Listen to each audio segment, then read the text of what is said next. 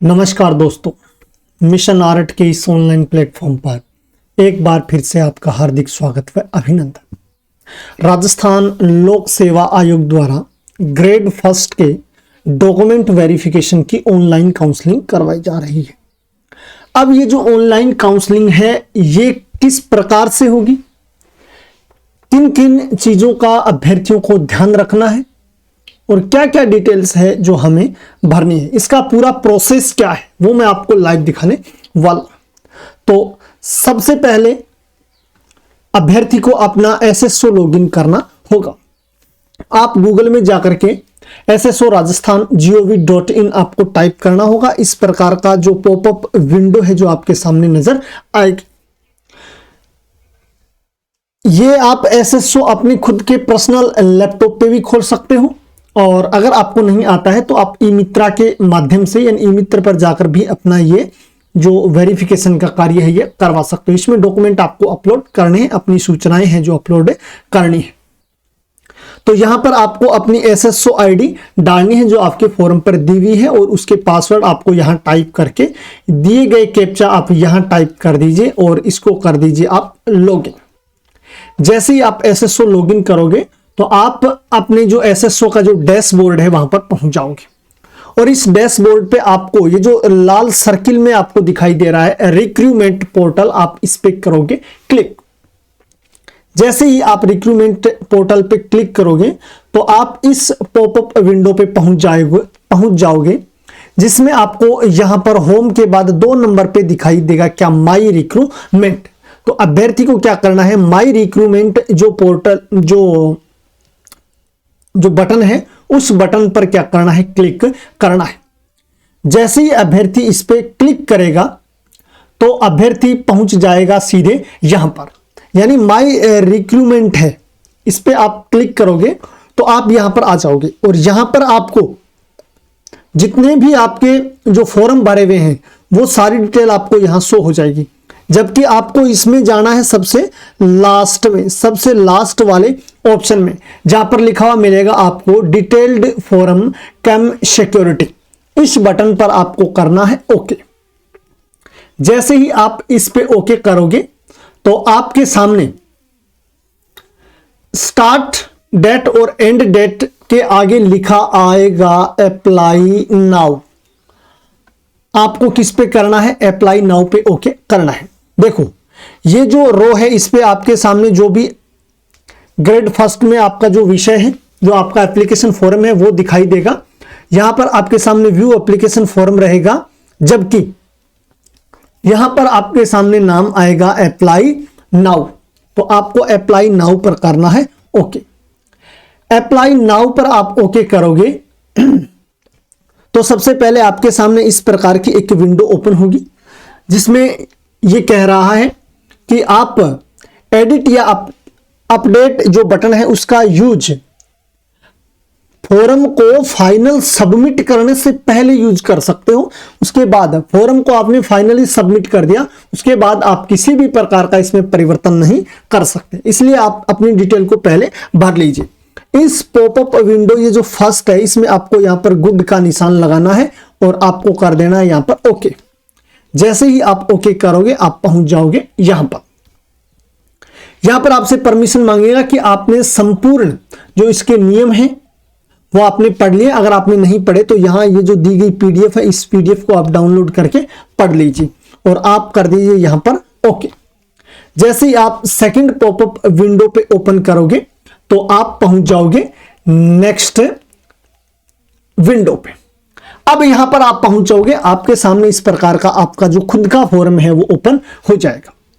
इसमें जो roll number है, आवेदन क्रमांक ऑनलाइन है, मेरिट क्रमांक है, ये सारी की सारी चीजें आपके इस फॉर्म में भरी हुई आएगी। केवल और केवल आपको यहां पर जो परिवर्तन करना है वो आप ये कर सकते हो। वैवाहिक जो स्थिति है यहां पर आप अपनी पत्नी का नाम लिख सकते हो, विवाह की तिथि आप इसमें ऐड कर सकते हो, विवाह का स्थान, पंजीयन संख्या अगर है तो वो लिख दीजिए, पंजीयन स्थान लिख दीजिए और पंजीयन अधिकारी का नाम लिख दीजिए। ये सारी चीजें आप यहां पर लिख सकते हो।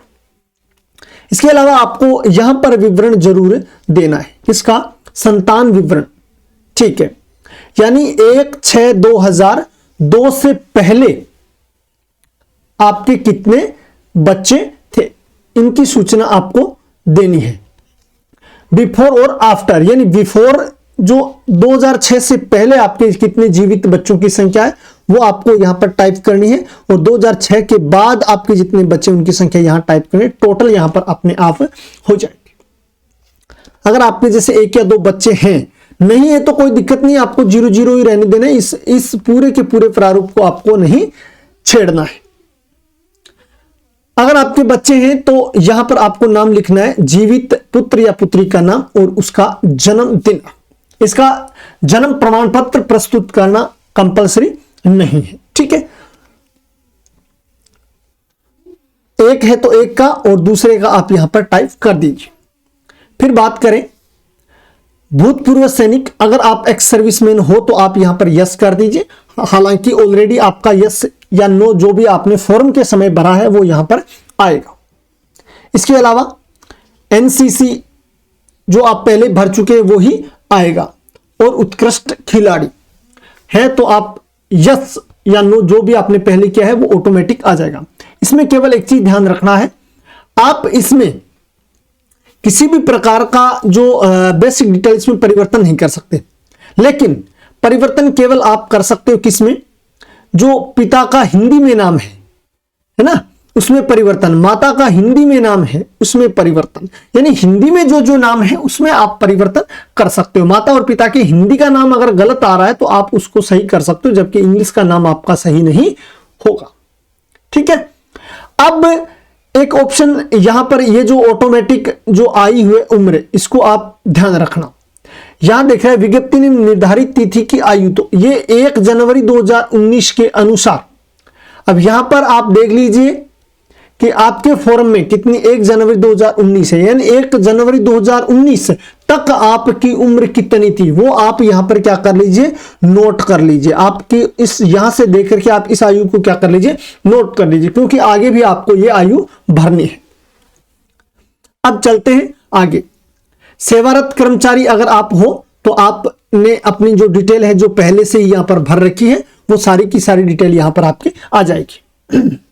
मूल निवास की बात करें तो राजस्थान तो आएगा, या आपने जो भी अपना पहले, अगर आप राजस्थान से बाहर के हो तो आपने जो आपका जो राज्य भरा है वो वहां पर ऑटोमेटिक आ जाएगा। जिला आ जाएगा, तहसील आ जाएगा, अगर नहीं आती है तो आप इनको सेलेक्ट करके भर लीजिए। जन्म स्थान की बात करें तो आप अपना राज्य, जिला और तहसील यहां से सिलेक्ट कर लीजिए, और अगर आपने फॉर्म में जहां पर भरा हुआ था वो डिटेल अगर आपकी सही है तो यहां पर ऑटोमेटिक आ जाएगी, और नहीं आती है तो आप भर लीजिए। पत्र व्यवहार का पता, यानी विभाग आपको पत्र भेजे, आपको सूचना भेजे तो आपको सूचना किस एड्रेस पर भेजनी है वो सूचना आपको यहां पर देनी है। कौन से राज्य में, जिला, तहसील, ये अलग हो सकता है स्थायी पते से, ठीक है। इसके अलावा आप राज्य को चुन सकते हैं, डिस्ट्रिक्ट है, शहर या आपका गांव है, पिन कोड है, और फोन नंबर, आप ये सारी चीजें लिख सकते हो। इसके साथ स्थायी पता जो आपके मूल निवास में लिखा हुआ है या आपके आधार कार्ड में लिखा हुआ है, तो वो सारा पता, हालांकि यहां पर लिखा हुआ आएगा, नहीं लिखा हुआ आता है तो आप यहां पर क्या कर सकते हो, टाइप कर सकते हो, और फिर आपको यहां पर करना है नेक्स्ट बटन पे, आपको जो विंडो में दिखाई देगा। फिर आप यहां से पहुंच जाओगे क्वालिफिकेशन डिटेल में। क्वालिफिकेशन डिटेल में आपके सामने ये विंडो नजर आएगी। हालांकि आपने सबसे पहले आपके सामने दिखाई देगा मैट्रिक, हाई स्कूल यानी सेकेंडरी, जो 10वीं क्लास है उसकी डिटेल जो आपने फॉर्म भरने के समय दी थी वो की वो यहां पर दिखाई देगी। अगर किसी भी प्रकार की कोई मिस्टेक है, यानी उस समय कोई बाय द वे मिस्टेक हो गई, तो आप यहां पर क्या कर सकते हो, उसको परिवर्तन कर सकते हो, उसको दोबारा से अपडेट कर सकते हो। ये ऑप्शन इन्होंने दे रखा है। यहां पर आप प्राप्तांक लिखिए, रिजल्ट, पास या फेल, जो भी आपका जो रिजल्ट जो टाइप था वो आप लिख लीजिए, प्रतिशत लिख लीजिए, या सीजीपीए है, ग्रेड है, क्या है वो लिख दीजिए, वर्ष किस वर्ष में, आपके विषय क्या थे, और कोर्स की अवधि महीने में, ये आप लिखो तो लिख दो 1 ईयर, क्योंकि 1 ईयर का ही रहता है, किसी का कम ज्यादा तो वो अपने हिसाब से करते रहें। बोर्ड जो भी है राजस्थान के विद्यार्थी हैं वो जो BASCR है यानी माध्यमिक शिक्षा बोर्ड राजस्थान अजमेर है, वो आप यहाँ पर लिख सकते हो। आपने कितने प्रयासों में ये पास किया है ये आप सूचना यहाँ पर लिख सकते हो। हालांकि ये पूरी की पूरी सूचना जब हमने फॉर्म भरा था उस समय पहले से डाल रखी है, तो ये ऑटोमेटिक वहां से आ जाएगी, तो अपन को भरने की जरूरत नहीं है। एक बार आप मैच कर लीजिए, आपके द्वारा भरी गई जानकारी पूर्णतः सही है। फिर आपको 2 नंबर में चेक करना है हायर सीनियर सेकेंडरी यानी 12वीं क्लास की डिटेल आप चेक कर लीजिए। फिर आपको चेक करनी है BA यानी जो स्नातक लेवल की है, BA वाले विद्यार्थी BA के, BCom वाले हैं जो BCom की, और BSc वाले BSc की अपनी सूचना चेक कर लें। इसके बाद आपको भरना है अधिस्नातक यानी MA, MCom और MSc की सूचना। शिक्षा में स्नातक B.Ed या शिक्षा शास्त्री यानी आपको B.Ed की डिटेल भरनी है। जिन सब्जेक्टों में B.Ed नहीं लगता है उनमें विद्यार्थियों को भरने की आवश्यकता नहीं है। अगर आपके पास है तो आप क्या कर दीजिए, भर दीजिए, ठीक है। पात्रता परीक्षा नेट, सेट, गेट या केट जो भी आपके पास है, अगर आपने पहले से भर रखी है तो यहां पर आ जाएगी, नहीं भर रखी है तो आप यहां पर इस सूचना को भी क्या कर सकते हो, भर सकते हो। जैसे आप इस पे ओके करोगे तो ये जो विंडो है ये पूरी की पूरी ओपन हो जाएगी और आप यहां पर क्या करोगे, प्रत्येक कॉलम में अपनी जो क्वालिफिकेशन है वो क्या कर सकते हो, भर सकते हो। इसके अलावा भी अगर आपके पास जैसे कोई RSC AT वगैरह कोई कोर्स है तो आप यहां पर भर सकते हो, अगर भरना चाहो तो, और नहीं भरना चाहो तो कोई जरूरी नहीं है, क्योंकि इसमें जो कंपल्सरी डॉक्यूमेंट्स है वो इन्होंने ऑलरेडी पहले दे रखा है, इनकी सूचना इनके पास होना बहुत जरूरी है। इसके अलावा बात करें तो फिर आती है अगली सूचना, शिक्षा संबंधी प्रमाण पत्र। शिक्षा संबंधी प्रमाण पत्र आवेदक यदि अपेक्षित शैक्षणिक अर्हता उत्तीर्ण नहीं है किंतु आवेदन की अंतिम तिथि तक उसकी परीक्षा में सम्मिलित हुआ या रहा है, अगर ये आपके लिए लागू हो तो आप इस पे क्या कर दीजिए, टिक लगा करके यहां पर आपकी जो शैक्षणिक अर्हता है, शैक्षणिक योग्यता है वो क्या कर दीजिए, आप यहां पर भर दीजिए। इंटर्नशिप अगर आपके लागू हो तो आप भर दीजिए, जबकि स्कूल लेक्चरर की इस भर्ती में इंटर्नशिप कहीं भी लागू नहीं थी, इसलिए इसकी कोई आवश्यकता नहीं है। इसको आप कुछ भी मत करिए, एज इट इज रहने दीजिए। जो भी चीजें आपको समझ में नहीं आती है या आपके लिए लागू नहीं है उनको आप मत मारिए, खाली छोड़ दीजिए, कोई जरूरी नहीं। इसके अलावा बात करें तो रजिस्ट्रेशन विवरण यदि लागू हो तो medical council, Rajasthan nursing council इनके लिए लागू है, ये सामान्य विद्यार्थियों के लिए लागू नहीं है, इसलिए इनको भी हमें कुछ भी नहीं करना है। यदि आपको कभी आयोग द्वारा दंडित, पदच्युत यानी पद से हटाए गए हो या ब्लैक लिस्ट या विवर्जित किया गया हो तो उस परीक्षा का नाम, वर्ष व कारण आपको यहां पर क्या करना है, उल्लेख करना है। और अगर आपको ऐसा नहीं किया गया है तो आपको कुछ भी नहीं करना है। यानी यदि आप फ्रेश विद्यार्थी हो तो आपको ये कुछ भी नहीं करना है। और अगर आपको कुछ करना हो तो यहां पर आप क्या करिए, जैसे ही टिक लगाते ही ये जो विंडो है आपके सामने खुल जाएगी, यहां पर आप भर सकते हो। तो अगर आप नए विद्यार्थी हो, आपको कुछ भी नहीं करना है, आप इसको एज इट इज रहने दें और आप इस नेक्स्ट बटन पर क्लिक करके आप नेक्स्ट विंडो पे चले जाइए। फिर चलते हैं एक्सपीरियंस डिटेल। यहां पर एक्सपीरियंस डिटेल की बात करता है, पद हेतु आवश्यक अनुभव प्रमाण पत्र, यदि उक्त पद हेतु विज्ञप्ति में कोई अनुभव आवश्यक हो तो अगर इस विज्ञप्ति में कोई अनुभव मांगा गया हो तो आप यहां पर अनुभव भर सकते हो। अगर नहीं मांगा गया तो आपको कोई आवश्यकता नहीं है, कुछ भी नहीं करना है आप। और अगर आपने कहीं से कुछ एक्सपीरियंस लिया है तो आप भरना चाहते हो तो आप भर सकते हो, कोई बड़ी बात नहीं। अतिरिक्त विस्तृत सूचना की बात करें तो इसमें पद नाम, नियुक्ति अधिकारी का पद नाम, विभाग, पद ग्रहण करने की दिनांक, पद छोड़ने की दिनांक, स्थायी दिनांक और वेतनमान एवं मूल वेतन। ये क्या है, जो पहले से सर्विस में है उनके लिए लागू है, नए विद्यार्थियों के लिए लागू नहीं है, इसलिए आपको इस वाले कॉलम पर भी बिल्कुल ध्यान नहीं देना है। यदि आप विज्ञापन के अनुसार अधिकतम आयु सीमा में छूट चाहते हैं तो प्रमाण सहित संबंध प्रावधान का उल्लेख करें जिसके अंतर्गत आप आयु सीमा में छूट प्राप्त करने के अधिकारी हैं। अगर आपको आयु सीमा में छूट लेनी है तो आप यहां पर टिक करिए और आपको छूट मिलेगी केवल जो आरपीएससी का जो विज्ञापन आया था, उस विज्ञापन में अगर आपको 5 साल 10 साल जितनी छूट दे रखी है तो उसका आपको विवरण भी यहां पर डालना होगा। नए विद्यार्थी हैं जिनको आयु में किसी प्रकार की छूट नहीं चाहिए, वो इसको देखना भी मत, कोई मतलब नहीं। आगे देखते हैं। फिर आता है, यदि आपने अन्य कोई विशेष योग्यता या अनुभव या पुरस्कार, पदक, विजय चिन्ह प्राप्त किया हो जो कि इस पद के चयन में सहायक हो, उसका पूर्ण विवरण दे। अगर इस भर्ती के या इस पोस्ट के लिए आपके चयन में कोई सहायक हो और आपके पास ऐसा कोई अनुभव, कोई पुरस्कार कोई है, तो आप यहां पर टिक करके वहां पर ऐड कर सकते हो, अन्यथा आप इसको खाली छोड़ दीजिए। यदि आपने ऐसा कोई शोध किया हो या आपकी कोई पुस्तक या शोध पत्र प्रकाशित हो जो कि इस पद के चयन में आपका सहायक हो, तो उसका भी आप विवरण दे सकते हो। आपने कोई पीएचडी की है, कोई रिसर्च किया है, या आपकी कोई पुस्तक है, कोई शोध पत्र प्रकाशित हुआ है जिससे आपको इस पोस्ट में चयन के लिए फायदा मिल सके, तो आप यहां पर ऐड कर दीजिए, वरना आप छोड़ दीजिए और इसके बाद आप नेक्स्ट पर कर दीजिए क्लिक। फिर आती है आइडेंटिफिकेशन इनक्लोजर। यहां पर आपको फोटोग्राफ, आपका फोटो अपलोड करना है। फोटो में ध्यान रखना, आपकी फोटो की जो मिनिमम साइज है कम से कम 50 KB में और अधिकतम आपकी फोटो 100 KB में, यानी 50 KB से 100 KB के बीच की आपकी फोटो की साइज होनी चाहिए और वो ही यहां पर अपलोड होगी। इसके बाद आपको सिग्नेचर यानी साइन आपके अपलोड करने, जिनका साइज 20 KB से 50 KB के बीच होना जरूरी है। ये बहुत महत्वपूर्ण है। अगर साइज सही नहीं हुआ तो आपकी फोटो और साइन अपलोड नहीं हो पाएंगे। और फिर आप कर दीजिए यहां पर नेक्स्ट। फिर चलते हैं अगले विंडो पे। ये एप्लीकेंट चेकलिस्ट आपके सामने खुल जाएगी, जिसमें आप चेक कर सकते हैं। अभ्यर्थी को अनिवार्य शैक्षणिक योग्यता विज्ञप्ति में निर्धारित योग्यता के सर्वथा अनुरूप है या उसके भिन्न किंतु समकक्ष है।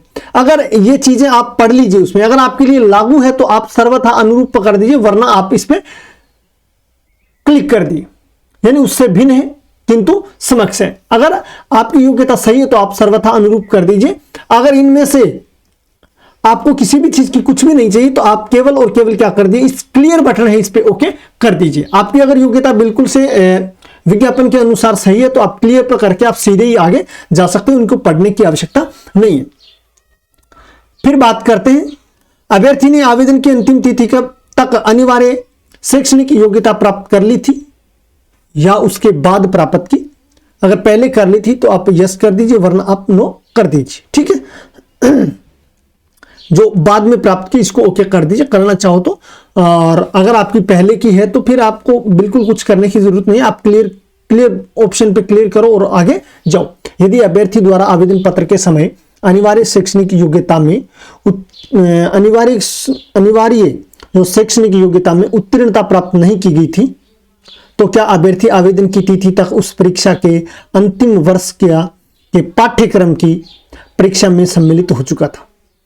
अगर आप पे ये कंडीशन लागू है, आप जो ये कंडीशन मूल्य रूप से या मुख्य रूप से अपन कह सकते हैं, जो डिग्री है, जो अंतिम डिग्री पोस्ट ग्रेजुएशन की जो लास्ट डिग्री है, जिसमें जो विद्यार्थी अध्ययनरत थे और अंतिम वर्ष में थे, यानी लास्ट ईयर की परीक्षा या तो उनकी लगी नहीं थी या परी का रिजल्ट आ गया था, उसके बाद उन्होंने फॉर्म भरा था, तो ऐसी कंडीशन में ये चीजें लागू होती है। ठीक है, यदि अभ्यर्थी द्वारा आवेदन के समय अनिवार्य शैक्षणिक योग्यता में उत्तीर्णता प्राप्त नहीं की गई थी, तो क्या अभ्यर्थी आवेदन की तिथि तक उस परीक्षा के अंतिम वर्ष के पाठ्यक्रम की परीक्षा में सम्मिलित हो चुका था। अगर ये कंडीशन लागू तो आप यस कर दीजिए, वरना नो वाला कर दीजिए। क्या अभ्यर्थी द्वारा अनिवार्य शैक्षणिक योग्यता आयोग की परीक्षा की तिथि तक उत्तीर्ण कर ली गई है। साक्षात्कार की स्थिति में साक्षात्कार की तिथि तक, इसमें साक्षात्कार लागू नहीं है, इसलिए आप परीक्षा की तिथि तक ही मान करके इसको ओके करिए। केवल साक्षात्कार के अंक से चयन की स्थिति में क्या अभ्यर्थी अनिवार्य शैक्षणिक योग्यता साक्षात्कार की तिथि तक उत्तीर्ण है, तो यह आपके लिए लागू नहीं है, क्योंकि स्कूल लेक्चरर में साक्षात्कार नहीं है। तो ये तो उन्हीं विद्यार्थियों के लिए मैंने आपको बताया जो फाइनल ईयर के विद्यार्थी, उनके लिए लागू है। बाकी आप सीधा इसको क्लियर करो और आगे निकलो। श्रेणी या वर्ग की बात करें तो अभ्यर्थी आवेदन वह प्रवेश पत्र पर अंकित अपनी श्रेणी में ही है या उससे भिन्न है। यानी श्रेणी में है, जैसे ओबीसी, एससी, एसटी जो जिस भी श्रेणी में है तो आप उसे उसी श्रेणी में है, इसे गुड कर दीजिए, वरना आप अलग है तो आप भिन्न श्रेणी में कर सकते हैं। यदि अभ्यर्थी आरक्षित श्रेणी का है तो क्या वह आवेदन की तिथि से पूर्व अपनी आरक्षित श्रेणी में आ चुका था या इसके बाद आया था। यानी ये कहता है कि जिस समय विद्यार्थी ने इस भर्ती के लिए आवेदन किया था उस समय तक विद्यार्थी इस आपकी जो पर्टिकुलर कैटेगरी उसमें आ चुका था, उसके बाद आया था, तो आपकी जो भी स्थिति है उसमें आप भर दीजिए। यदि अभ्यर्थी आरक्षित श्रेणी का है तो क्या उसने राजस्थान का मूल निवासी होने का साक्ष्य प्रस्तुत किया है। तो ये तो सबने किया ही है बिल्कुल, क्योंकि राजस्थान का मूल निवासी है और राजस्थान से बाहर के हैं वो क्या कर सकते हो, राजस्थान का मूल निवासी नहीं, आप इस पे ओके कर दीजिए। यदि अभ्यर्थी आरक्षित श्रेणी का है किंतु उसका जन्म राज्य से बाहर हुआ है तो क्या उसने मूल राज्य में भी उसी आरक्षित श्रेणी के होने का साक्ष्य प्रस्तुत किया है। तो आप ऐसी कंडीशन आपके ऊपर लागू है तो आप यस या नो कर दीजिए, वरना आप क्लियर ऑप्शन पे करके आगे जा सकते हैं। अनुभव की बात करें, अगर आपके पास अनुभव, यदि परीक्षा में कोई अनुभव संबंधी योग्यता निर्धारित है तो अभ्यर्थी ने उसका अर्जन शैक्षणिक योग्यता के उपरांत किया है या उससे पहले किया, बाद में किया या पहले किया, जो भी आपकी कंडीशन है आप यहां पर भर सकते हो। यदि अनुभव संबंधी योग्यता निर्धारित है तो अभ्यर्थी ने उसका अर्जन आवेदन की तिथि के उपरांत किया या उससे पहले किया, ये कंडीशन लागू नहीं है। अगर आपके पास है ऐसी कुछ कंडीशन तो आप इनमें देख करके भर सकते हो, वरना आप सीधा क्लियर ऑप्शन पे करके आगे जा सकते हो। आयु की बात करें, अभ्यर्थी की विज्ञप्ति में निर्धारित तिथि की आयु क्या है। यानी अभ्यर्थी की विज्ञप्ति में निर्धारित तिथि को आयु क्या है। विज्ञप्ति ने मैंने बताया था ना, इसमें दे रखा था 1/7/2019। एक बार फिर से मैं आपको दोबारा बता देता हूं, इसमें देखो इन्होंने दे रखा है विज्ञप्ति में ये रही विज्ञप्ति में आयु 1 जनवरी 2019। 1 जनवरी 2019 तक आपकी जो आयु है वो आपके फॉर्म में आ चुकी है। वो आयु यहां पर क्या करना है, आपको लिखना है। वो आयु आपकी यहां पर आपको ऐड करना है। मैं एक बार बता देता हूं, यहां पर जो आपके जो फॉर्म है उस फॉर्म पर दे रखी है वो एज इट इज यहां पर आप लिख दीजिए। विज्ञप्ति अनुसार निर्धारित तिथि को आयु सीमा क्या है। विज्ञप्ति के अनुसार निर्धारित तिथि यानी आज की अगर बात करें तो वर्तमान में आयु कितनी है विज्ञप्ति के अनुसार, तो वो आप भर सकते हो। इसमें या तो आप वो भर दीजिए या जिस दिन विज्ञप्ति आई थी उस दिन आपकी आयु कितनी थी आप वो भर सकते हो। ठीक है, दोनों ही कंडीशन में आप ये भर सकते हो। फिर बात करते हैं अधिकतम आयु सीमा में विविध श्रेणियों या वर्गों के लिए देय छूट के सामान्य प्रावधान क्या है। अगर आपने आयु में छूट ली है तो आपने किसके तहत छूट ली है वो चीज आपको यहां पर भरनी है। राजस्थान राज्य के अनुसूचित जाति जनजाति या पिछड़ा वर्ग के अगर आप अभ्यर्थी हो तो आपको 5 वर्ष तक की अधिकतम छूट मिलती है। अगर आपने ली है तो आप गुड कर दीजिए, वरना इसको आप कुछ भी मत कहिए। राजस्थान के अनुसूचित जाति जनजाति पिछड़ा वर्ग की महिला तो आपको 10 साल की छूट मिलती है। अगर आपने छूट ली है आयु वर्ग में तो ही आपको यहाँ पर टिक लगाना है, वरना आपको कुछ भी नहीं करना है। सामान्य जो महिला उसको 5 साल की छूट मिलती है, अगर आपने ली है तो गुड, वरना कुछ भी नहीं। विधवा परित्यक्त जो महिला है उन्होंने अगर आयु में छूट ली है तो आप यहाँ पर कोई अधिकतम आयु इनकी क्या है लागू नहीं है, तो आप इसमें टिक कर सकते हो या नहीं भी कर सकते हो। अगर आपकी आयु ज्यादा जा रही है तो आप टिक कर दीजिए, वरना कोई बात नहीं है।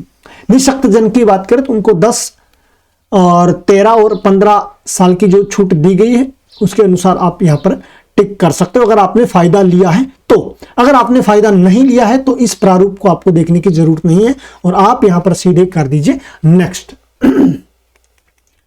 फिर चलते हैं इसके बाद क्वालिफिकेशन डॉक्यूमेंट। अब आपको यहां पर डॉक्यूमेंट अपलोड करने, ये बहुत महत्वपूर्ण बात है।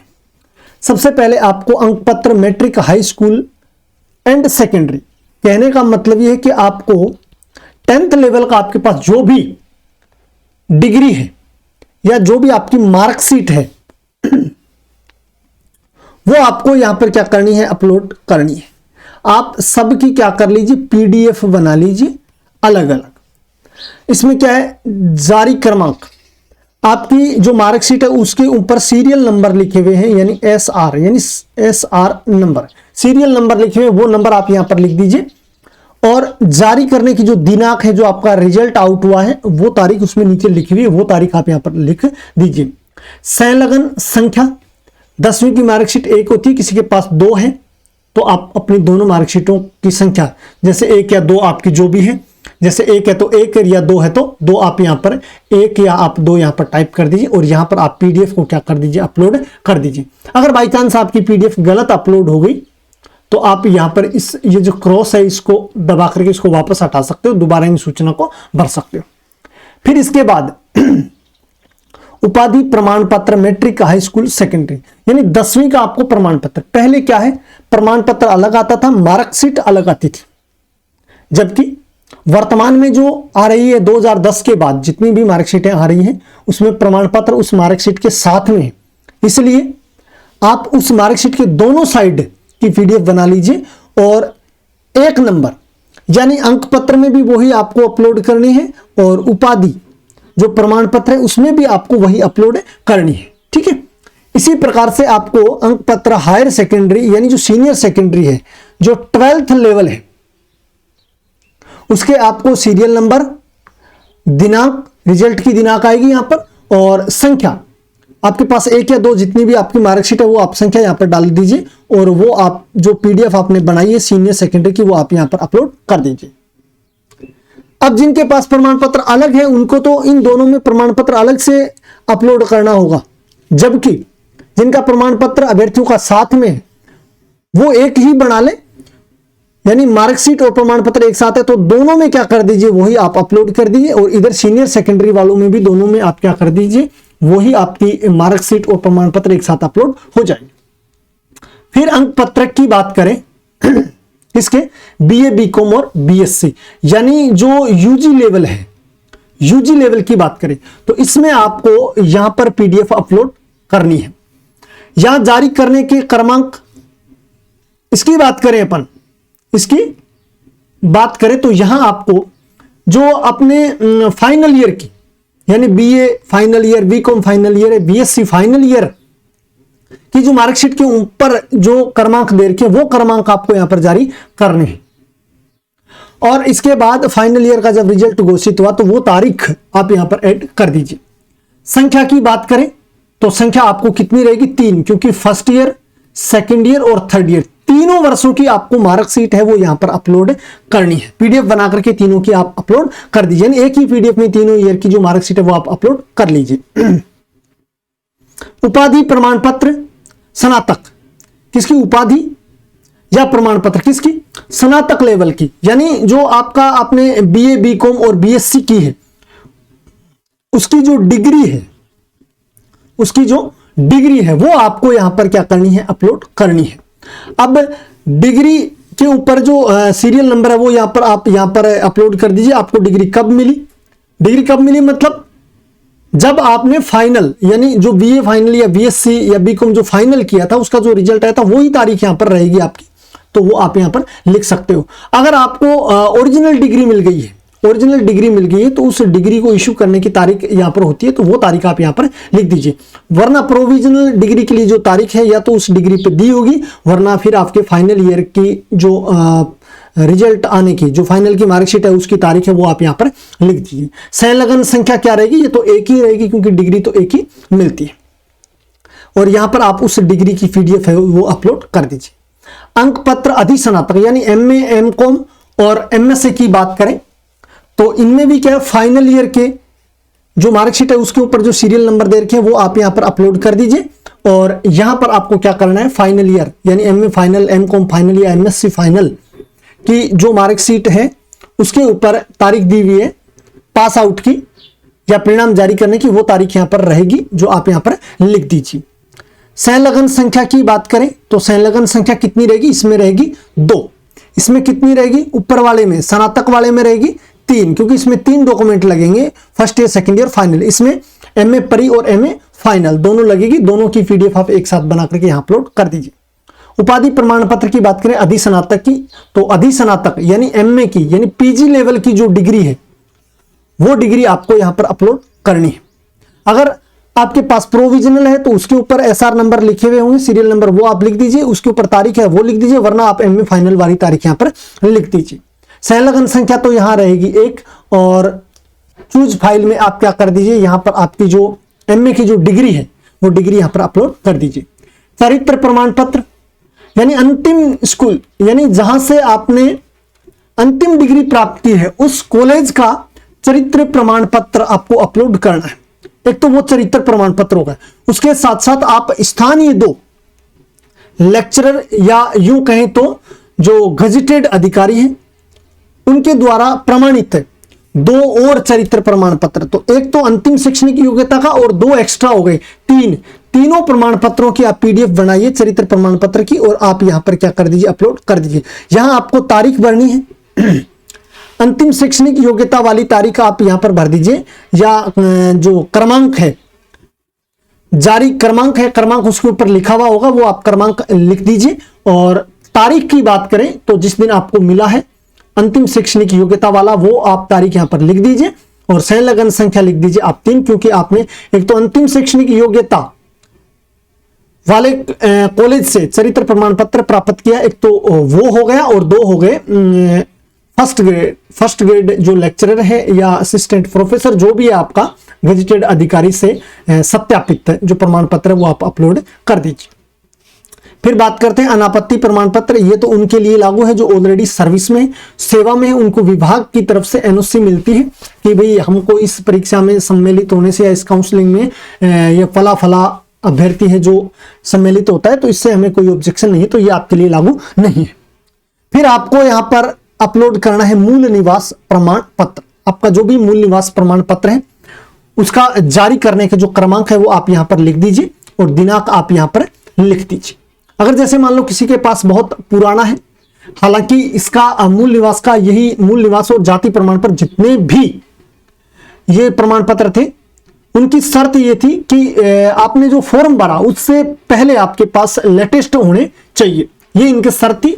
अगर आपके पास ऐसा नहीं है तो उसके बाद भी एक अलग से ऑर्डर आकर के उन्होंने ये कह दिया था कि जिन्होंने बाद में बनाया था वो भी उसके क्या होंगे, पात्र होंगे। तो आपके पास जो भी आपका मूल निवास प्रमाण पत्र है वो अपलोड कर दीजिए। अगर आपने नया बनाया है और आपने पुराना वाला भी अपलोड कर दिया और आपके पुराने वाला बहुत ज्यादा पुराना है तो आप एक 50 रुपए का स्टांप लीजिए, उस पर आप लिख दीजिए कि मैंने ये नया जो मूल निवास प्रमाण पत्र है जो अप्लाई कर दिया है और इसकी क्रम संख्या ये है, और जो भी आपका कारण है वो आप लिख करके जो आप मूल निवास प्रमाण पत्र लगाओ उसके साथ ही उसको स्कैन करके लगा दीजिए। अगर आप मूल निवास प्रमाण पत्र और जो 50 रुपए का जो स्टांप आप दोनों लगाते हो तो आप संख्या 2 लिख दीजिए, वरना आप 1 लिख करके क्या कर दीजिए, अपलोड कर दीजिए। अन्य प्रमाण पत्र की बात करें तो अन्य प्रमाण पत्र में रह गया क्या, एक तो जाति प्रमाण पत्र, जाति प्रमाण पत्र। इसके अलावा बात करें एक रह गया आय प्रमाण पत्र, आय प्रमाण पत्र। क्योंकि जो ओबीसी वगैरह के बहुत सारे विद्यार्थी थे जिन्होंने आय के आधार पर 2.5 लाख से कम आय के आधार पर जो छूट ली थी, उसके लिए उनको क्या करना पड़ेगा, आय प्रमाण पत्र भी प्रस्तुत करना पड़ेगा। तो एक जाति प्रमाण पत्र हो गया, एक आय प्रमाण पत्र हो गया। इसके अलावा एक हो गया धूम्रपान, कौन सा, धूम्रपान निषेध शपथ पत्र, शपथ पत्र, धूम्रपान निषेध शपथ पत्र, एक ये आप अपलोड कर दीजिए।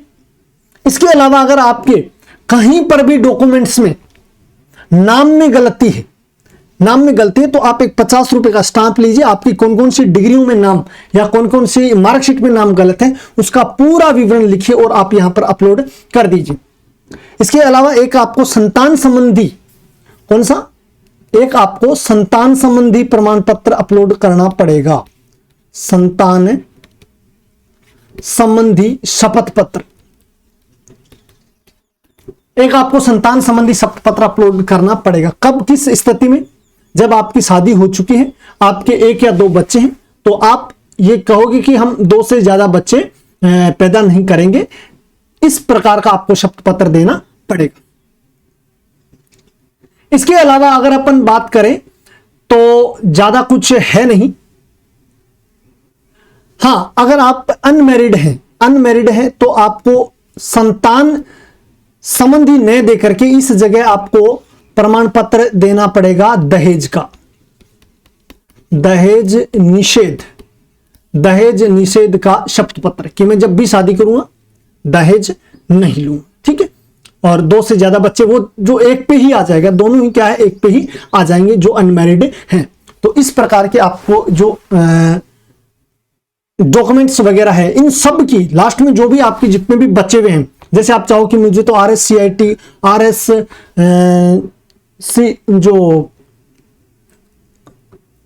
RSCIT का जो भी कंप्यूटर का प्रमाण पत्र है, आपके पास जो भी आपके जो अन्य सर्टिफिकेट बच गए वो सारे के सारे आप क्या कर सकते हो, यहां पर अपलोड कर सकते हो। जैसे कि आपका आधार कार्ड हो गया, वो सारी चीजें आप जो जो चाहो उन सबको क्या है एक ही PDF में, एक बड़ी PDF बना करके इस फाइनल वाली PDF में क्या कर दीजिए, अपलोड कर दीजिए। और जितने आप इसमें डॉक्यूमेंट्स डालो उनकी संख्या आप क्या कर दीजिए, यहां पर डालिए। तारीख है, तारीख आप पर चूज फाइल करके यहां पर आप भर दीजिए और आप कर दीजिए इसको नेक्स्ट बटन पे ओके। मेरे द्वारा दी गई जानकारी अगर आपको पसंद आए, अगर आप इसमें अगर किसी प्रकार की कोई त्रुटि रही है और अगर आपके ध्यान में हो तो आप नीचे कमेंट कर दीजिए, ताकि जो भी अपने साथी देखें तो वो उस भूल को सुधार सके। आप ग्रेड फर्स्ट से संबंधित किसी भी प्रकार की सूचना प्राप्त करना चाहते हो तो आप हमारे टेलीग्राम चैनल और व्हाट्सएप ग्रुप को ज्वाइन कर लीजिए। इन दोनों के जो लिंक है वो इस वीडियो के डिस्क्रिप्शन में मिलेंगे। और इस वीडियो को ज्यादा से ज्यादा शेयर करें ताकि ज्यादा से ज्यादा विद्यार्थियों को, अपने साथियों को फायदा हो सके। लगातार आपको ग्रेड फर्स्ट से संबंधित महत्वपूर्ण सूचनाएं जो जो होगी समय समय पर आपको प्रदान करने की प्रेफरेंस वाली चीज है वो भी आप भर दीजिए, क्योंकि इसमें क्या है लागू नहीं है, ये प्रेफरेंस अपने लिए क्या है लागू नहीं है। फिर बात करते हैं, लास्ट में चलते हैं। तो लास्ट में देखा जाए तो आपको जो वेरीफाई वाला बटन है उस पर ओके करना है। ओके करोगे आप तो फिर आप पेमेंट वाले ऑप्शन पे पहुंच जाओगे। जैसे ही आप पेमेंट करोगे, पेमेंट करने के बाद आपके सामने कुछ इस प्रकार से आपका फॉर्म है जो ओपन हो जाएगा, यानी एप्लीकेशन प्री फॉर्म है जो आपको दिखाई देगा। और इसके बाद आप कर दीजिए किस पे, download security PDF, download security PDF पे आप अपलोड कर दीजिए। ठीक है, इसी के साथ मेरे द्वारा दी गई जानकारी अच्छी लगी तो आप वीडियो को लाइक कर देना, कमेंट कर देना। मिलते हैं इसी प्रकार की और नई सूचना के साथ, तब तक के लिए वंदे मातरम, जय हिंद, जय भारत।